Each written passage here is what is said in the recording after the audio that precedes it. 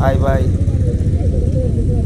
তো অনেক মজা করবো আজ সবাই মিলে, রাইটার্স বিডি প্রোগ্রাম।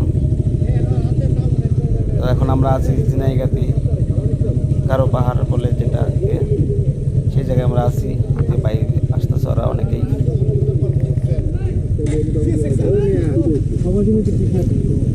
সারা রাত জিম্বুতুর গল্প থাকছি বনের ভিতরে, আবার আমারও কয় খান নিয়ে দিনের বেলা কে ভয় খায় না।